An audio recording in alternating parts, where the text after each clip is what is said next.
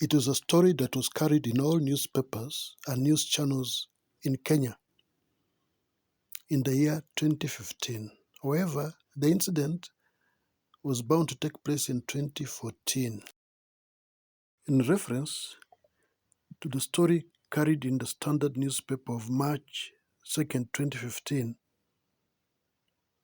the paper reported a statement by the head of the Kenyan Civil Service, Mr. Joseph Kinyua, on how the Kenya police officers helped Alshaabab terrorists to smuggle into Kenya in 2014 vehicle laden with explosives. According to Mr. Kinyua, the policemen who were bribed handcuffed the terrorists and escorted them all the way to Mombasa. This was a trick to hoodwink the security organs to avoid various police checks. When they arrived in Mombasa with the policemen, the terrorists were let free. They proceeded to implement their plans and cause mayhem in Mombasa. Mr. Kinyua did not inform us as to how much the bribe was, nor did he reveal the identity of the policemen who were involved. However, this is a typical example of dangers posed to a country's security by the police, whom the public depend on to provide security.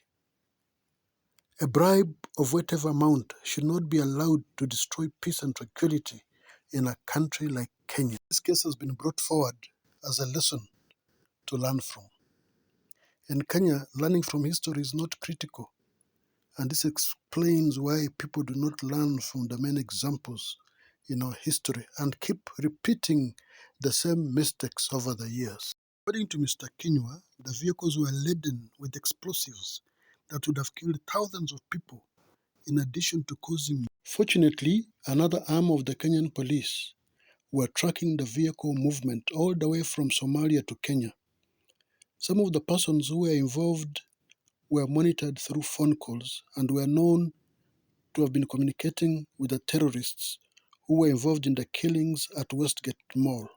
It should be remembered that one of the greatest leads into tracking Osama bin Laden's abode in Pakistan was a result of a lead phone call made in Iraq and which was tracked to Osama bin Laden's home in Pakistan after the communicator moved from Iraq to Pakistan. During the crackdown, they discovered 6 grenades, an AK-47 assault rifle, 270 bullets, 6 cylindrical bombs weighing 10 kilograms each, 5 magazines, 6 detonators, a Nokia cell phone, and 6 electric cables.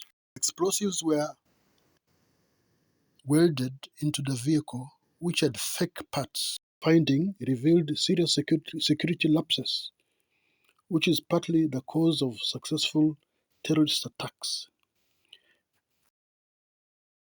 It should be argued that investigations into recent terrorist attacks at the American Embassy, the Westgate, Garissa University, and Dusit clearly indicated lapses in security.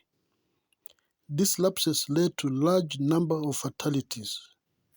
Among key issues include poor communication of intelligence reports, ignoring of intelligence reports, terrorists acquiring Kenyan identification documents, among others, and uncoordinated approaches by the key security agencies. The case provided by Mr. Kinyua is an example of how corruption contributes to mayhem. Given the many cases of corruption roadblocks, it is not known how many truckloads of arms have gone through to cause insecurity. There's need to seal all loopholes, including cracking down on police corruption. Kinyua did not give us details of the amount of money that was involved in the bribe, but went on to talk about the mayhem this would have caused. Need for the Kenyan government to mobilize the population to be hawk-eyed and respond to terrorist attacks. People should be trained on how to act in case of a terrorist attack. We can borrow a leaf from the British anti-corruption policy, where the civilians are trained on how to act when there's a terrorist attack. However, I must say this, that we appreciate the role played by our security agencies in foiling terrorist attacks in Kenya. It is also noted that the coordination role has improved. Kindly subscribe, comment, and give a like. Thank you.